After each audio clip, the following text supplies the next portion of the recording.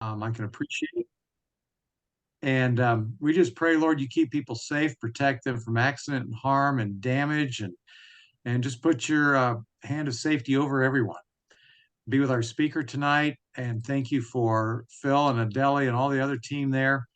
Just bless and lead out in this, and may we be instructed and guided by the Holy Spirit and pick up the things we need to know to live as good Christian stewards. In Jesus' powerful name we pray. Amen. Amen. Man. Okay. All right. So yeah, I'm so glad that everybody is here, and we are going to begin our presentation. I will start by sharing my screen, hopefully. And let me know if you guys can see that. They can see it. Yes, Yep. we can see. Very I good. can see it. Yep. Okay. And Adeli, would you monitor the chat for us as well, please? Yes, I will do that. And you All can right. put it in a full screen. Very good. All right. Thank you all Yeah. for joining us tonight. This is, as you can see from the first slide, this is the first of a two-part program. The information was just so. Oh, I'm sorry. I'm sorry, Phil. The information is just so much we couldn't cover it in 1 hour. So it's going to be a two-part program, and the information next week will build on this week's. It's not a repeat. So we hope that you folks will be able to join us again next Tuesday, and for the second half of this program. And let me move to the next slide. Can you put it in a in the Yes. biggest screen so that way? Is that better? There you go. Yes. Yes. Okay. This is the team in Florida. Of course, we have our Georgia Cumberland team and our Kentucky Tennessee team as well, partnering with us and helping us to put these programs on, and sharing in the expense and everything else and the promotion. So we thank Silka and Ray for partnering with us. And but this is the Florida team here. I want to mention to you that all of us, Ray and Silka and all of us, are certified by the NAD in the trust services area. We're certified estate planners by the NAD. We are subject to periodic audits by the General Conference Auditing Services. I believe Ray had an audit last year or earlier this year. Ours is later this year. So it's something that's very, very real, and we take very seriously. So does the GC, by the way. We are required to have continuing education each year. And so we stay current on all the latest happenings in the Plan Giving and Trust Services Department. Your membership as a Seventh-day Adventist has privileges, and just a few of those are, again, a free consultation with an NAD certified estate planner, free preparation of basic estate documents. That includes a will, a power of attorney. You'll see in that circle on the left bottom, power of attorney, healthcare surrogate, living will, last will and testament. We will help with guardianships and trusts. However, those may be at an additional expense depending on how involved those are. But all of the basic documents are completely free. So before you go and pay an attorney $500 or $700 or more to have your estate documents prepared, we hope that you would check with us. We'll notarize your estate documents, and then included with the program is a consultation with the attorney who will be preparing your documents. We do not prepare those. We are not attorneys. We're not CPAs. We're not certified financial planners, but we can recommend those to you and get you in front of the right people. But the attorney you do meet with over the phone and can answer any questions. Additionally, in the center circle there, you see we offer charitable gift annuities and endowments, trusts. So all those are available to you, including on the right side, you see the Southern Union Revolving Fund. That's a tremendous program. If you're not familiar with it, I encourage you to email us or even put it in the chat that you'd like more information about it. It's basically a savings account for church members, and the proceeds are invested in churches and schools. And then you receive interest on that higher than what your basic bank account is going to pay. So it's really a great deal. And we'd love to tell you more about that as well. This time of year is a time when a lot of people are thinking about their IRAs and the required minimum distributions. You know, we have all these abbreviations: IRA, RMD, QCD. What are these things? Well, if you have an IRA, that's an individual retirement account, then you will know that once you hit a certain age, it used to be 70 and a half. They are slowly upping that. But if you hit 70 and a half in 2019 or earlier, then at that age, you are required to take a minimum distribution that's calculated for you. You don't have any choice in the matter, and you're required to receive that. Some people don't want to receive that for various reasons. It might kick them into a higher tax bracket, or for whatever reasons, they wish they didn't have to receive it. Well, if you'd like to avoid paying taxes on that distribution, you may want to consider this last abbreviation, the QCD, and that stands for a qualified charitable distribution. And in that, that's where you instruct the manager or administrator of your IRA to send that minimum distribution directly to the church or whatever charity you like, rather than them sending it to you and then you donating it to your charity.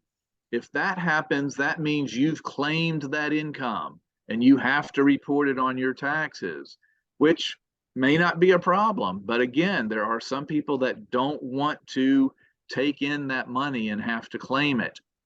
So they can do a QCD, a qualified charitable distribution, where they instruct the manager of the IRA to send a portion or all of that distribution, that mandatory distribution, to the charity of their choice. This could be used to pay tithe or satisfy some other charitable desire that you have. The benefit of this strategy is that not only do you not have to pay taxes on that distribution, but you also don't have to recognize the income, which may benefit you in other ways. Now, you see the disclaimer at the bottom of the screen. I am not a CPA. This is not meant to be tax advice.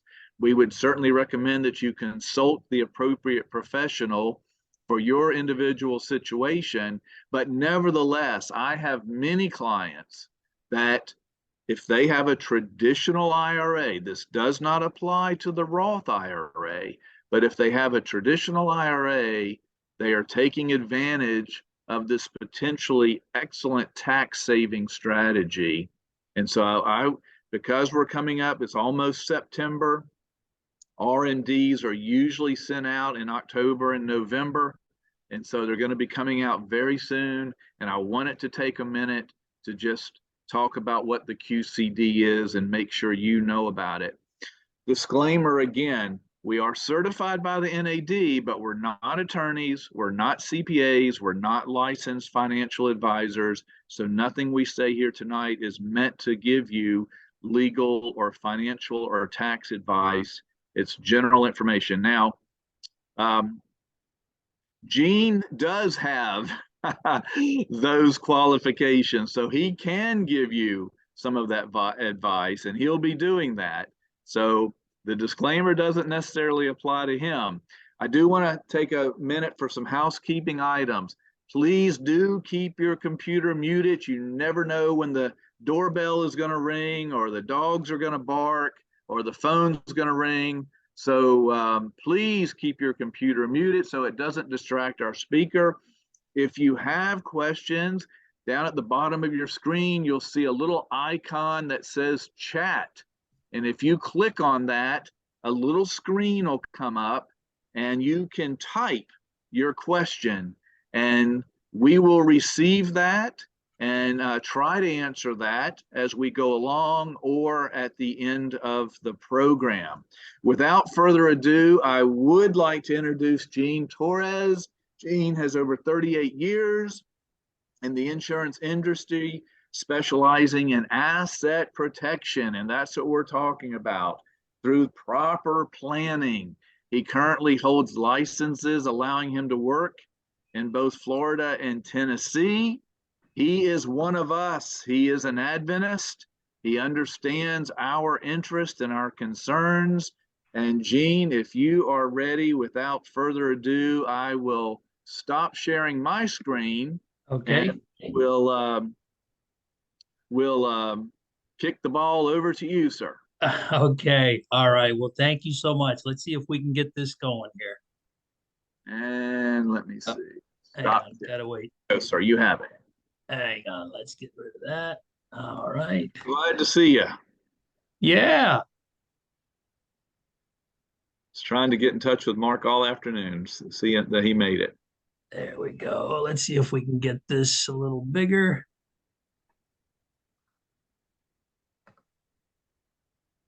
All right. All right. Can everybody see my screen? Yes, sir. Okay. Wonderful. Wonderful. Well, I want to first of all thank. Jane, let me just say, people, get your pens and paper ready. Now is the time. Absolutely. So I wanted to thank Phil Bond and Adelis for putting this together. Obviously, we know that knowledge is power, folks.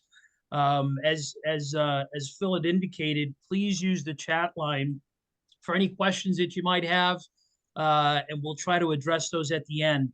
Now, I do want to say this: some of the questions you might might require some personal information from you. And for those, at the conclusion of this, we've made our contact information available: cell phone, email address, and if need be, we can maybe set up a time that we can get together to go through some details, because certainly there's a lot of moving parts to what we're going to be talking about today. Now, this is an educational workshop, okay, and it's intended to clarify some of the confusion surrounding Medicare, the Medicare system. Understand, this is an overview, so this is not, we're trying to get as much information to you as possible. I'm going to begin by introducing myself a little bit more and the organization that I work with, and we'll get into the topic today. As Phil had indicated, this is a two-part presentation. Due to the time constraints, we felt it was important for us to separate the two. And I strongly suggest that you attend both of these, because many of the questions that you have today might be answered in either the first presentation or the second presentation. And it certainly would depend on how you get your Medicare administered. And I'm going to talk a little bit about that here in just a little bit. Okay. So as Phil had indicated, my experience has been in the insurance industry for the last 38 years. Actually picked up the Alabama license just about a month or so ago. So also have an Alabama license. I've had quite a bit of experience in the insurance industry, and have been a past education and political action committee chairman for an association involved with the insurance business. And I've had various awards for sales and recognition throughout the years. Now, personally, Phil had indicated that I'm one of you guys. And I just wanted to kind of take us down a little bit of memory lane. Some of you who might know our family or my dad. I was born in New York City, and my dad got a calling to be a colporteur, and he excelled in that to the point where he was promoted to an associate publishing director in the Texaco conference. So I'm not sure if there's anybody on the line with the Texaco conference, but he moved our family from New York City to Albuquerque, New Mexico, of all places, and did some really good work there.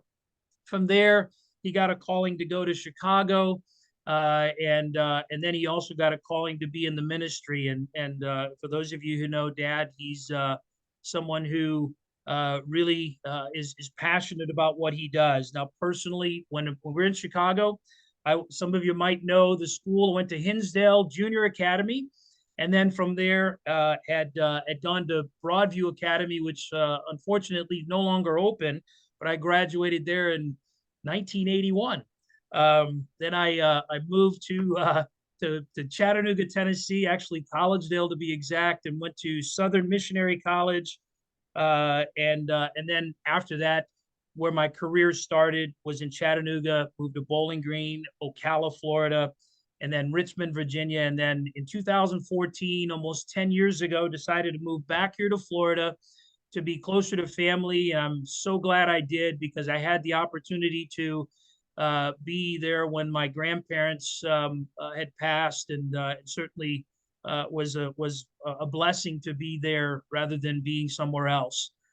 Personally, been married for 38 years. Actually, October 17th will be 38 years, so got a little bit more to go there. Have 3 daughters and 2 grandchildren.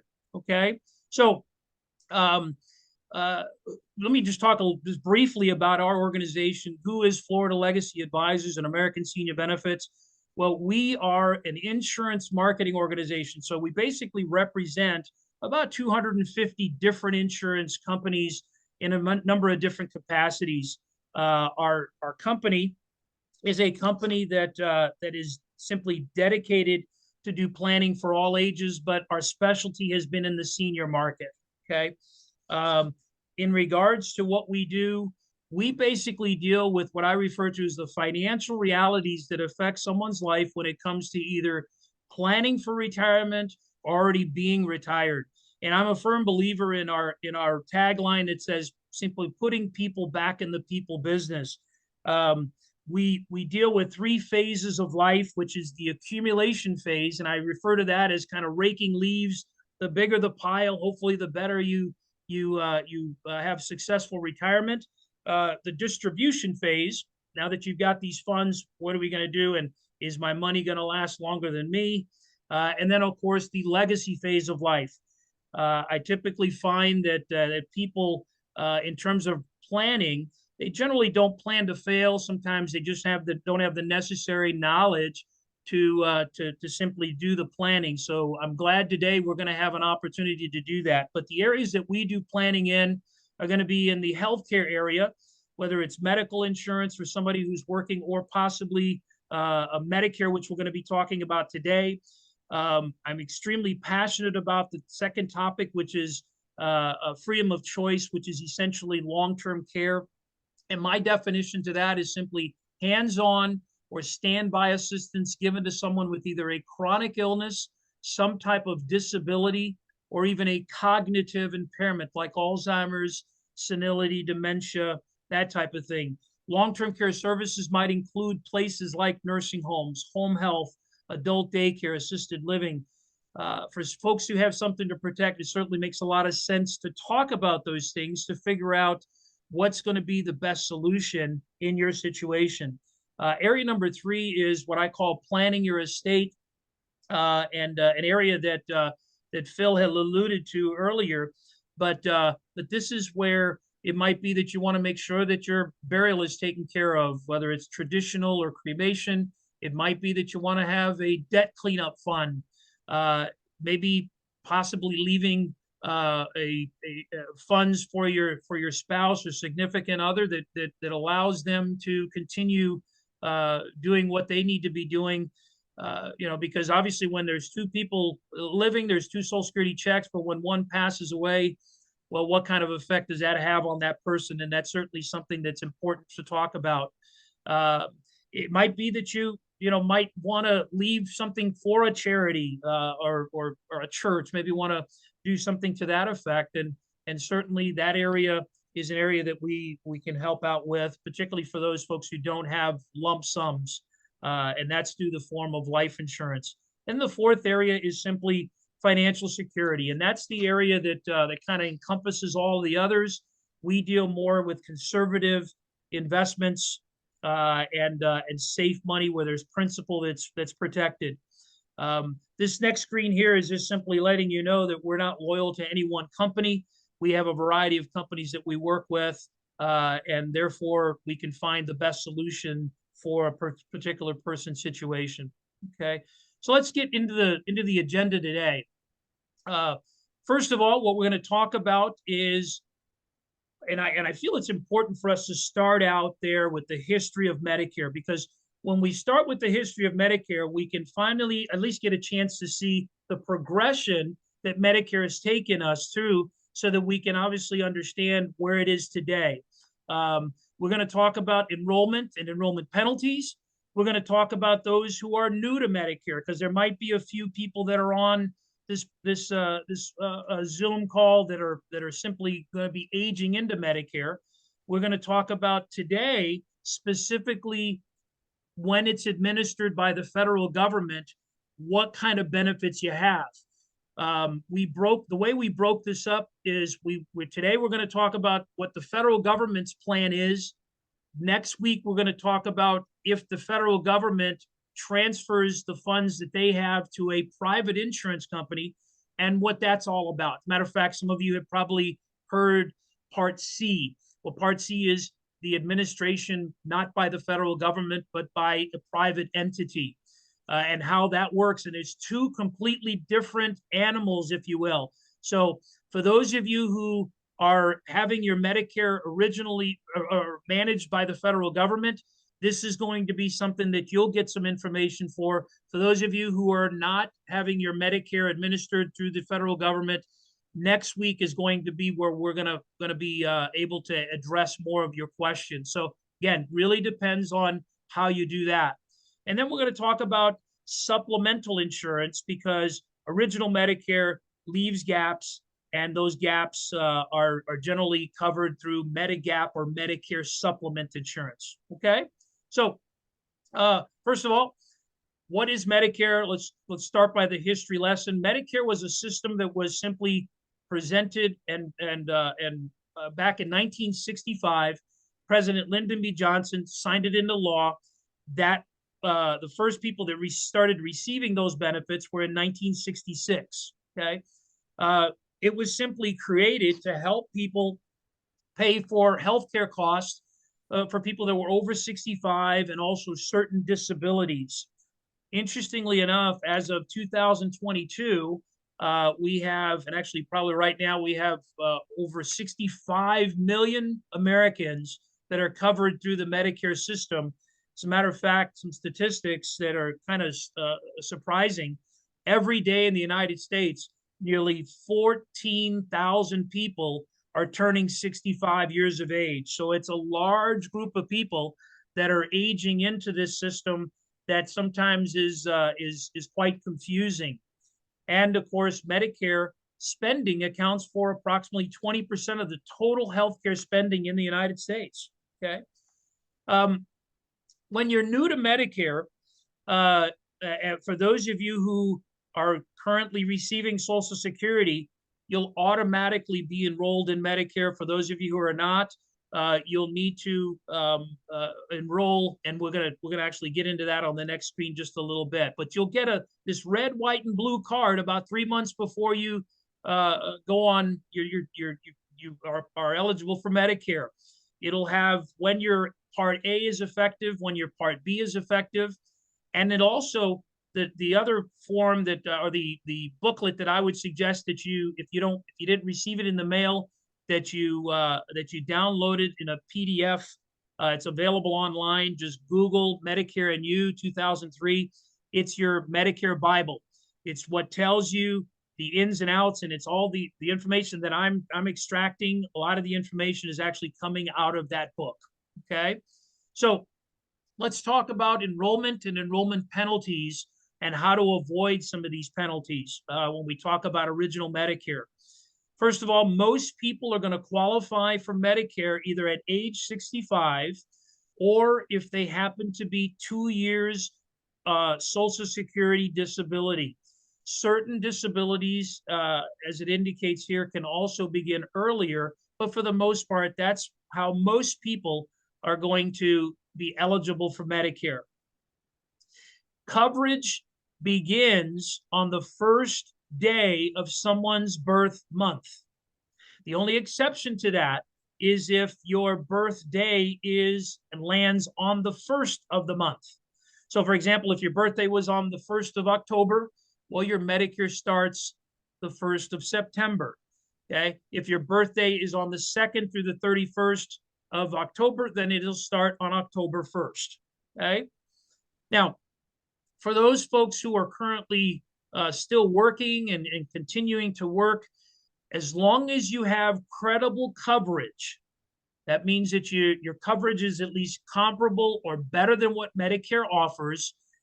Your coverage, you can defer your Medicare, but as soon as coverage ceases, you have 63 days to enroll, and you need to enroll in Medicare because otherwise you're going to be penalized. Enrollment timeframes are going to be 3 months before your birth month, and 3 months after your birth month. And as I indicated earlier, if you draw Social Security, it'll automatically begin unless you opt out.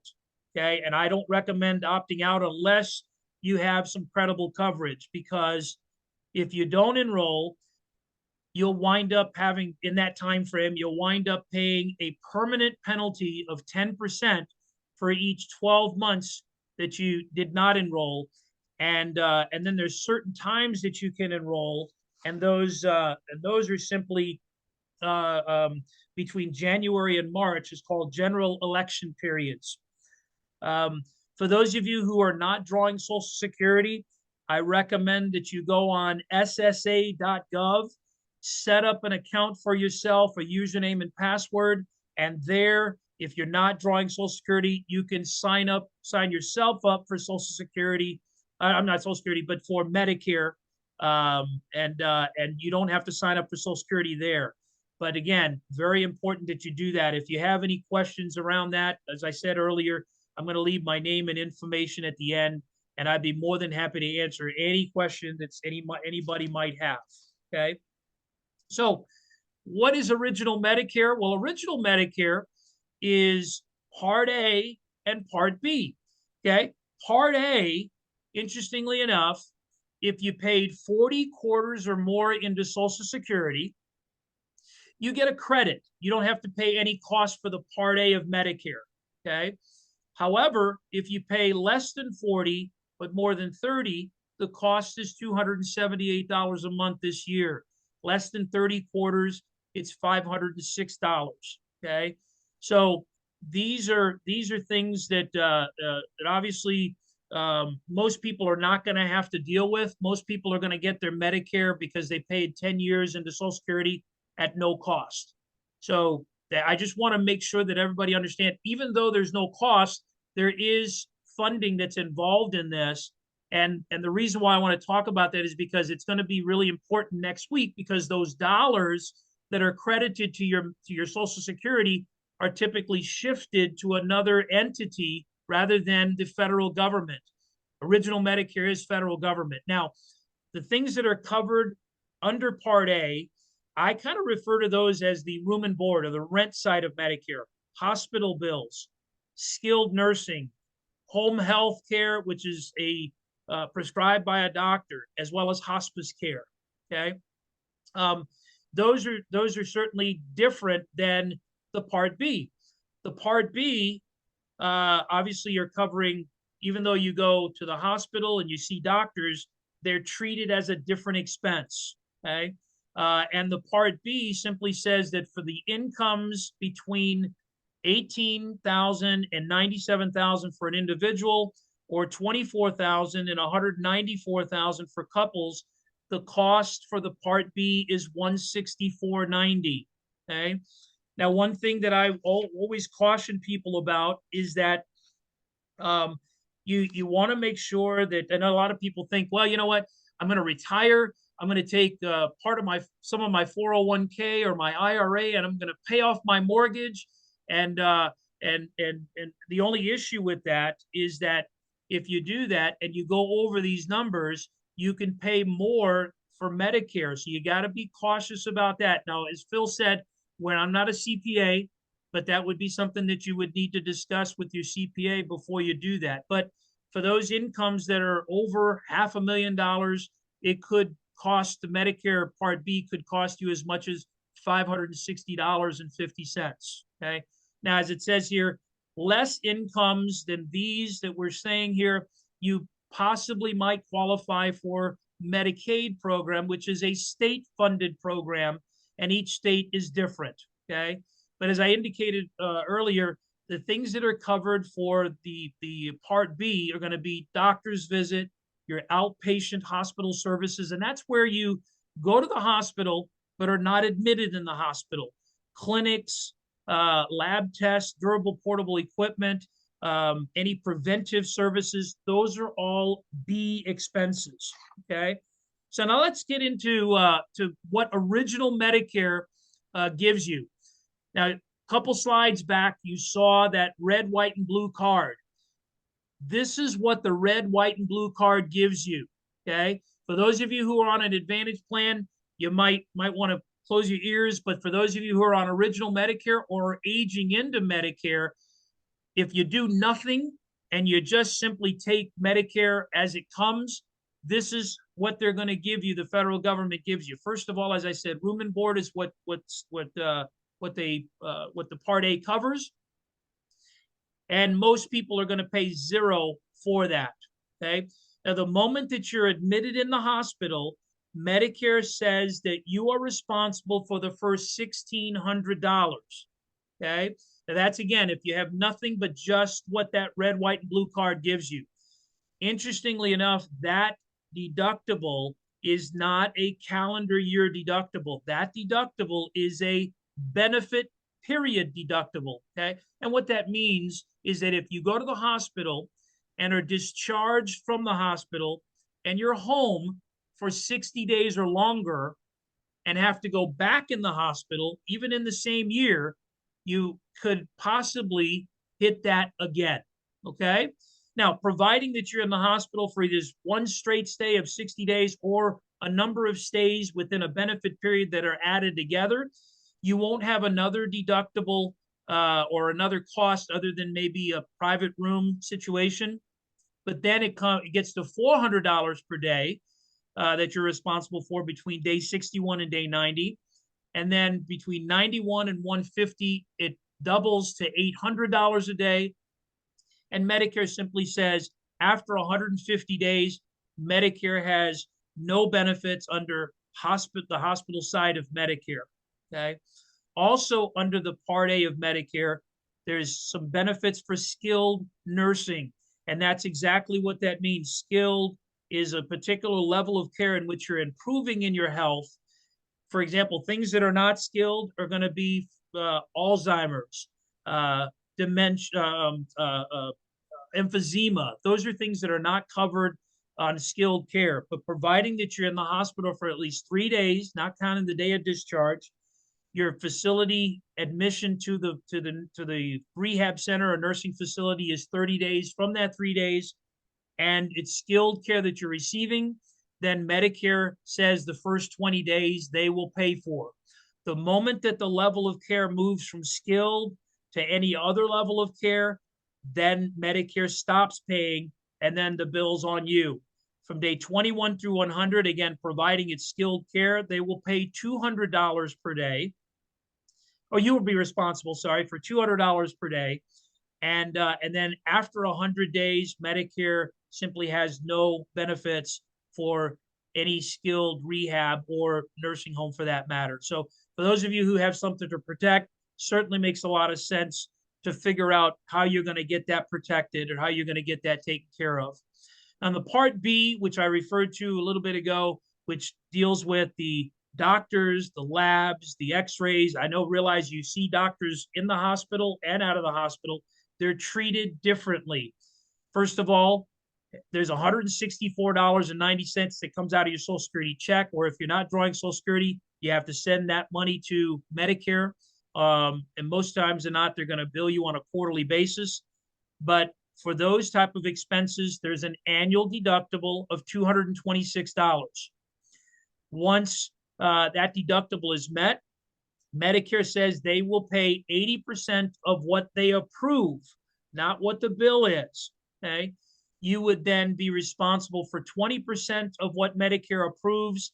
And if the doctor does not accept what Medicare approves and wants the max he can get, the doctor, and that's referred to as not accepting assignment, the doctor can charge up to 15% above what Medicare approves. So let me give you an example. Let's say you went to the doctor says, hey, you know what? It's $200 is what I'm going to charge. Medicare looks at that bill and they say, well, we don't feel it's worth $200. We feel it's worth $100. Okay. Assuming that that $226 deductible has been met, which interestingly enough is taken off of the approved amount, Medicare is going to pay 80% or $80. You'd be responsible for 20. And then the doctor can conceivably charge, if he doesn't accept assignment, as much as 15% over what Medicare approves. So that would be $15, which in essence, you're looking at about $20 to $35. Not a big deal. However, here's the problem. If you happen to have, let's say, a major surgery, bypass or otherwise, and instead of being $200, it's $200,000, which is not uncommon for big surgeries. Medicare, let's say they approve $100,000, Medicare will pay $80,000, and you'd be responsible for 20 plus 15. So you're out of your exposure. If you had nothing but just Medicare, could be anywhere between $20,000 to $35,000 because there is no cap on what Medicare is charging. Now, the things that I showed you here are obviously things that you're exposed to. That's why if somebody's going to stay on original Medicare and have the federal government administer it, most times than not, they're going to want to also get a supplemental insurance. Now, supplemental insurance, unlike other plans, they have opportunity for you to go to any doctor that accepts Medicare. Once you are eligible for Medicare, you can enroll with no health qualifications if you're new to Medicare. But there is, in addition to the $164.90, there's an additional cost for the supplemental insurance. Okay. Now the next page is going to be a little busy, but I'm going to see if I can explain it to everyone, because it's going to take pieces of what we're talking about on this page and see how whatever plan you choose is going to tell us how those plans are going to interface with this particular situation. So for example, if we look from the top, it says Medigap benefits. We look from left to right, you'll see A, B, C, D, F, G, K, L, M, and N. Those are the supplemental plans that are available for someone who is on original Medicare. Okay. If we take a look all the way over at the left, and I'm going to toggle back and forth to the pages so you can kind of see what each one of these boxes refer to. When it says here, Medicare Part A coinsurance and hospital costs up to 365 days after Medicare benefits are used. Well, if we go back to that screen, that refers to the 400, the 800, and 365 days after Medicare benefits end. Okay, so it's just these three items is what that first box covers. Okay, following through, and you'll notice that all plans, the ones with check marks, all plan A through N. Hang on a second. I might have missed. Hang on a second. Okay, sorry. All plans obviously will cover that particular piece. Part B coinsurance or copayment. If we go back to the other screen, that refers to just the 20%. So that box is just the 20%. That's it. Okay. first 3 pints of blood and the hospice copay are going to be similar to here. Your skilled nursing. Now, if you took Plan A, it doesn't cover skilled nursing facility, and that's where that $200 comes into play. Your Part A deductible, that's the $1,600. Okay. Your Part B deductible refers to the $226. The excess charge is at 15%. And then the plans that cover foreign travel that have a check mark beside them are plans. I'm not sure why we keep going that way. but in essence, it's a $500 deductible on emergency treatments, 80% up to $50,000 that will cover you. Now, since it wants me to continue going here, the most popular plans that I've found are Plan G, which interestingly enough, these are plans that are a variety of companies will offer, but the Plan G simply covers all the gaps for the Part A. There's no coverage for dental, vision, and hearing. The skilled nursing for G, it also it leaves you with the $226 deductible, but it simply takes care of the 20% and the 15%. And obviously, you've got just about everything covered other than the things that we have stars on. Okay. The other popular plan is a Plan N, and the Plan N does the same as the G. The A part covers the A part very well. It leaves you with that deductible of $226, but something different. It doesn't cover the 15%, but it covers after a $20 copay on the 20%, it covers everything over that amount. So it limits your exposure. And if you have an emergency room visit, it would be $50 copay unless you're admitted in the hospital, and then it's waived. Okay. So question. You got to unmute yourself. Can you hear me? Yes. So there was a question in the chat that was very interesting because I hear it a lot, and that is, does Medicare cover the first 20 days of skilled care?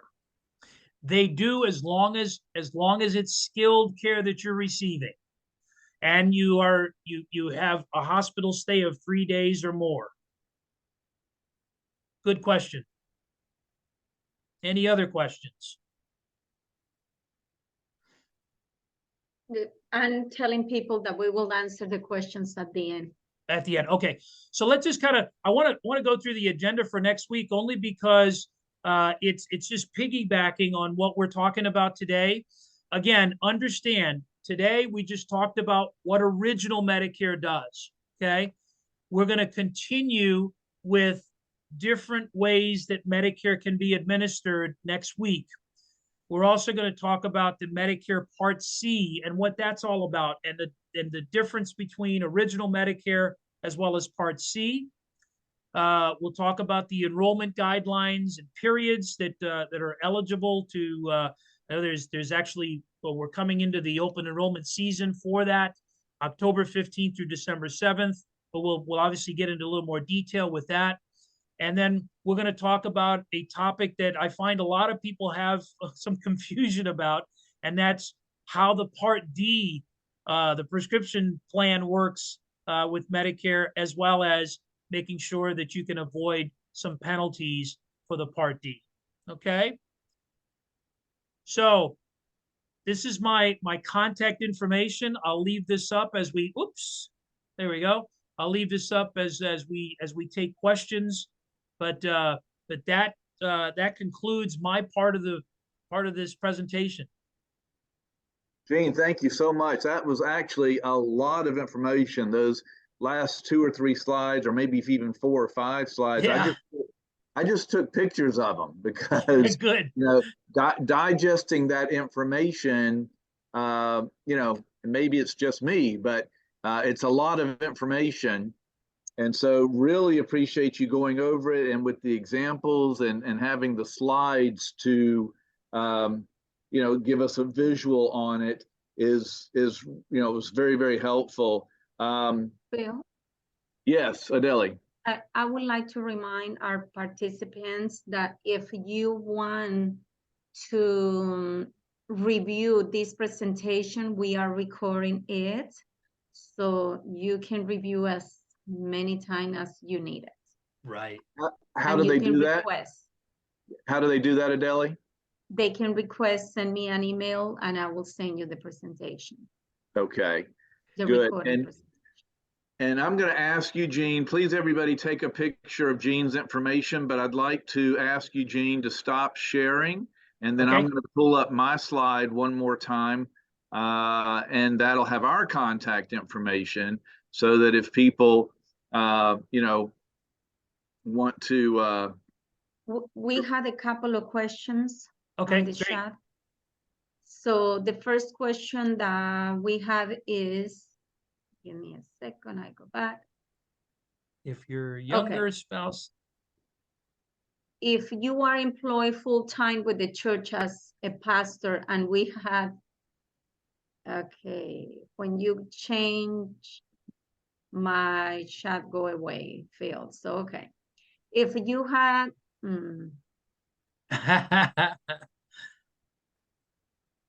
Sorry, Adele. it's okay, let me go back.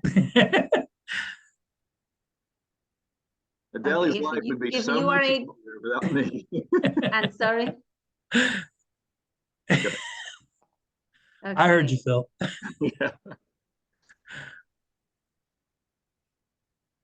I'm going back to the original question. Okay, Okay. if you are employed full-time with the church as a pastor and had medical insurance with the conference, what insurance kicks in first? Medical insurance, Aetna, WPT, or Medicare? Well, if you're continuing to work, as I indicated, you can defer your Medicare as long as you have credible coverage. But once that coverage ceases, you would then obviously need to, you have 63 days to enroll in Medicare, or you'll be subject to a penalty. Okay. So we already answered the question about the skilled nurse, and that information is in your presentation, but you already answered that one. Someone say, can you go back to the Plan G? Can you go back to the Plan G, meaning that if they dropped it? I'm not sure. I don't know. That was the question. That was Clarky. So if you want, you can unmute yourself and ask the question, Clarky. Good evening. Good I evening. just wanted to take a picture of the screen where you showed the scenario for Part G.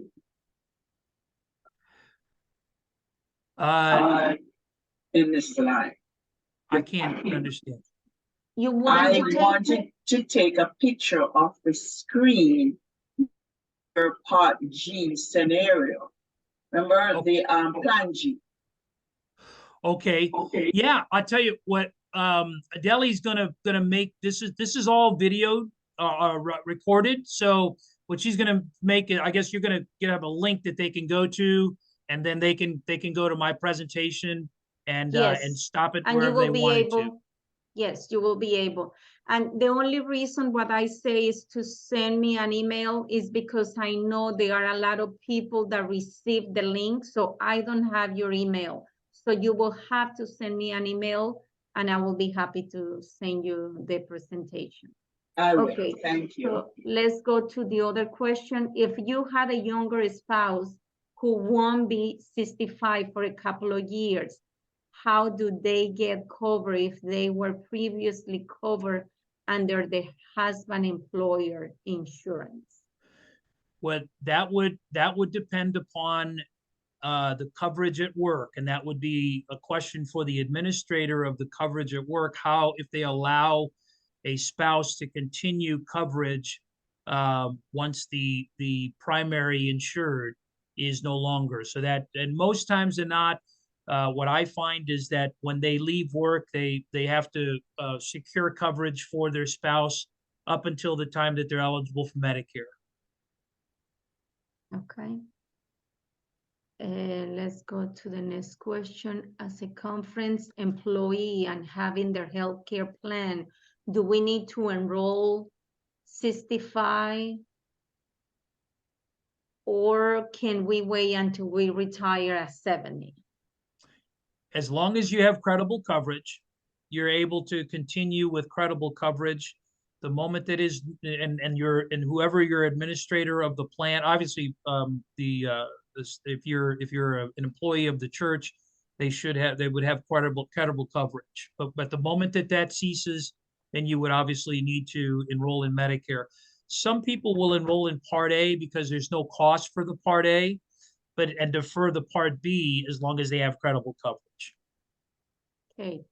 Julia has this question on the slide where you can compare benefits of all the Medicare plans. It looks like skilled nursing is not covered under Plan A. However, the worksheet with the example shows that the first 20 days are covered. Okay, so, and obviously we would almost have to go back to that slide, but if you notice Plan A, if you go to further plans, the further plans will cover, well, you got to choose the plan if you want that coverage. Not sure if that makes sense or not. Jane, if it'd be helpful for you to share your screen again and pull that back up. Okay, yeah. Yeah. And So- probably you can take a picture if anyone, then you can take a picture. So that way you get that. That one, And the previous one too. this one, Yeah. So they can take a picture of that one. But anyway, if you request the recording, all of this is going to be in the recorded. right. And you can go to the next Right. one. And again, this here, I want to make sure everybody's understanding that if you have the federal government that administers it, this is what you get. Okay. If you don't have the federal government administering it, then this is not going to even come into play for you. Okay. So it's just depending upon who's administering your Medicare is going to depend on what's involved here. For those of you who are on original Medicare, this is what you got. And this is the plans that are available to cover what Medicare doesn't. The question that as far as skilled nursing, if you notice, Plan C and beyond have a check mark for the skilled nursing, which is where my cursor is right here. So Plan A, no, it does not cover that, but Plan C and all the rest do. K and L will cover it at 50% and 75% respectively.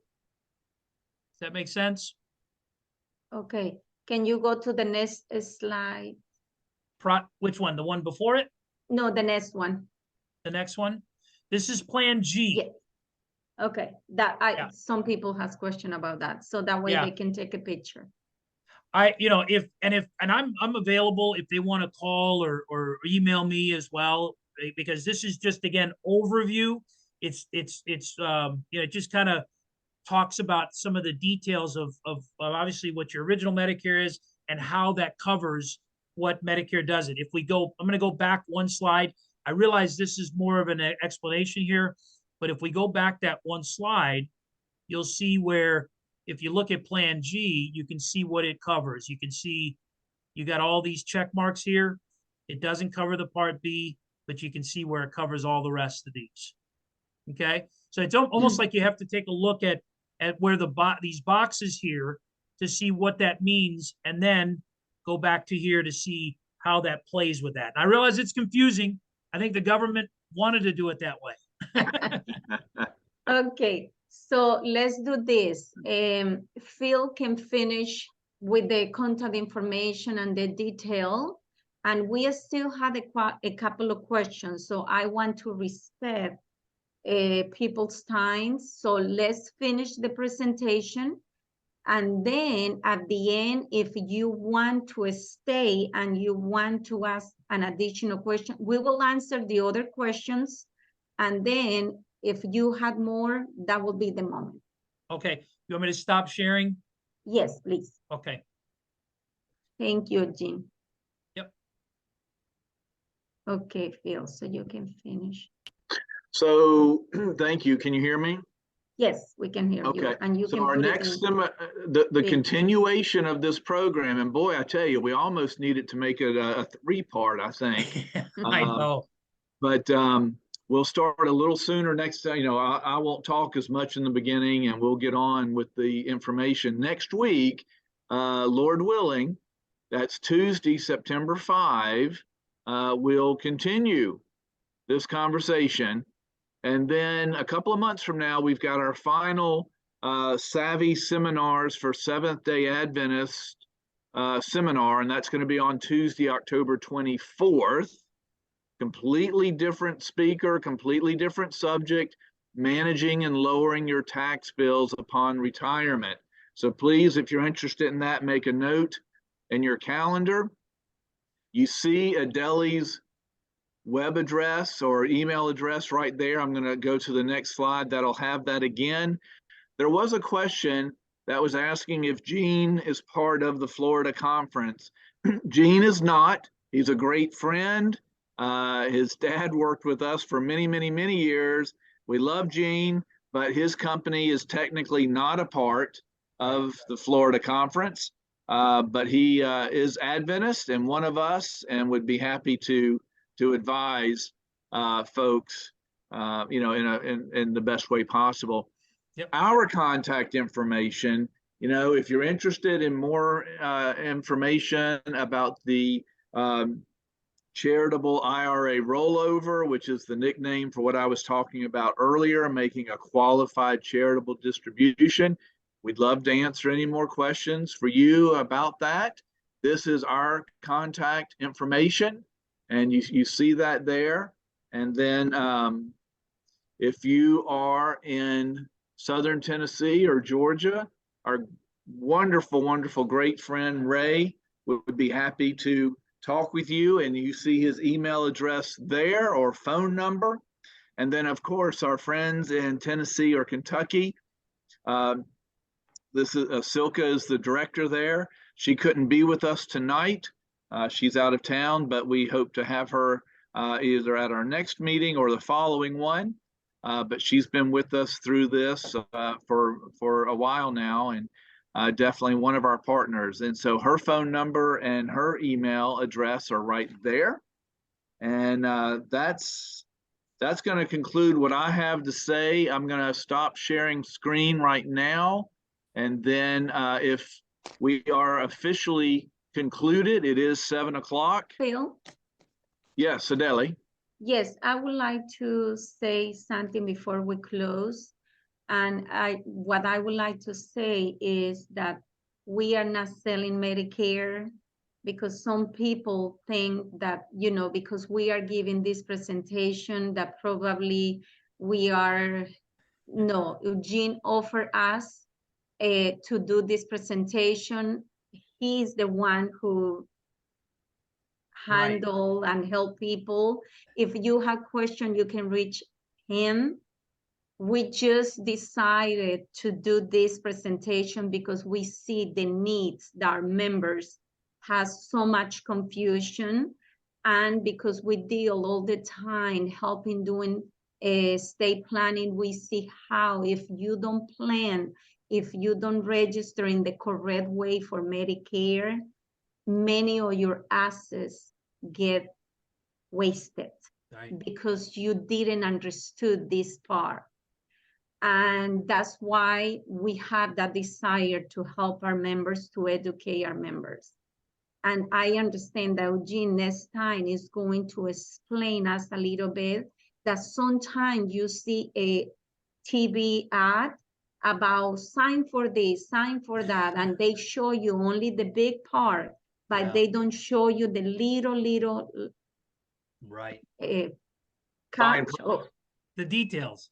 Yes, and then you sign, and that's not the plan that you needed. So Gene is going to go over depending on the needs that you have. If you had an illness, then he's going to explain to you a little bit which plan will be the best. So you save money, and you really take advantage of the plan. Right.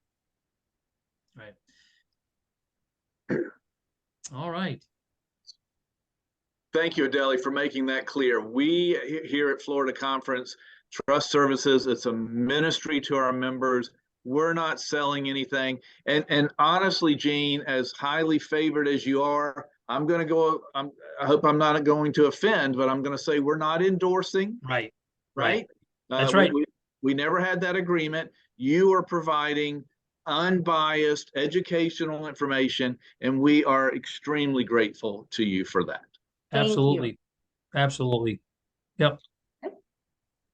Good. All Adele, right. in the chat, are there other questions? Yes, we had other questions.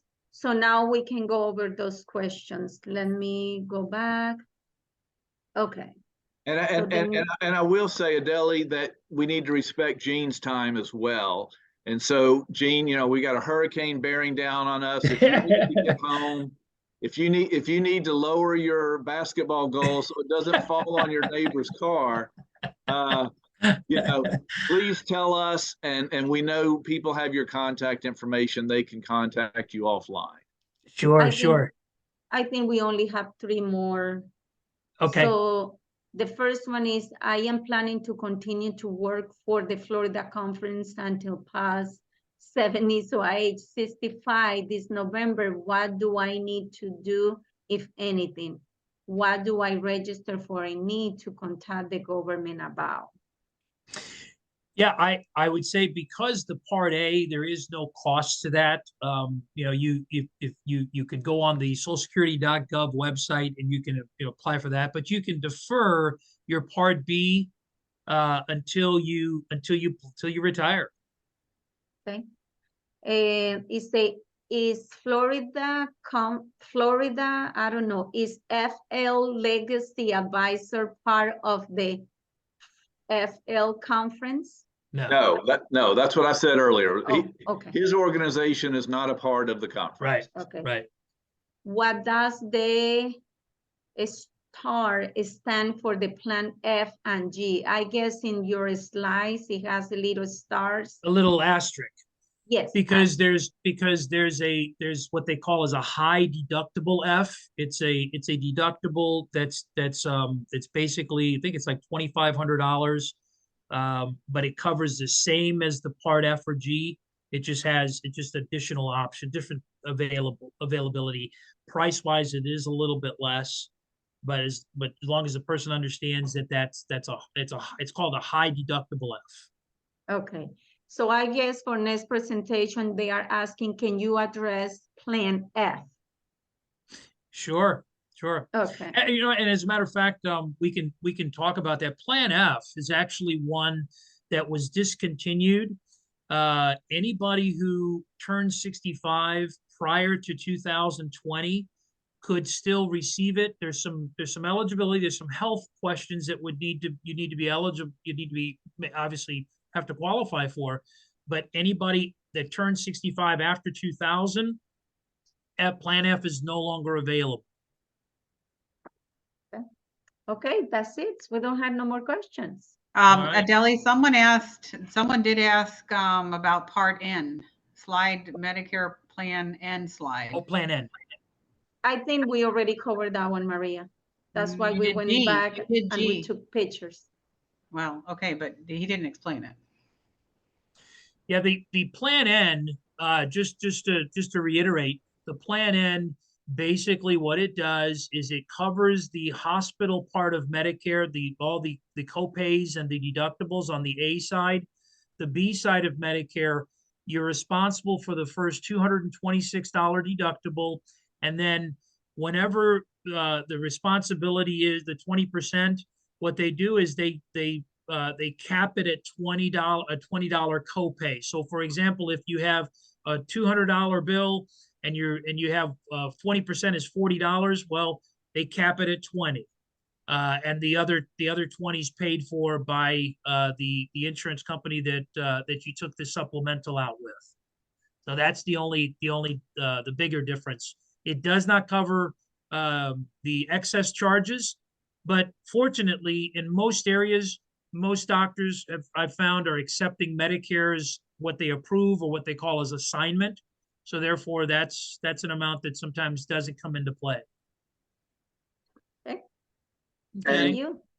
Let me throw something out, and I hope it doesn't confuse people, but if you don't have these insurances, then you pay out of pocket, and you eventually, unless you're, Donald Trump or something, you eventually deplete your resources. Yeah.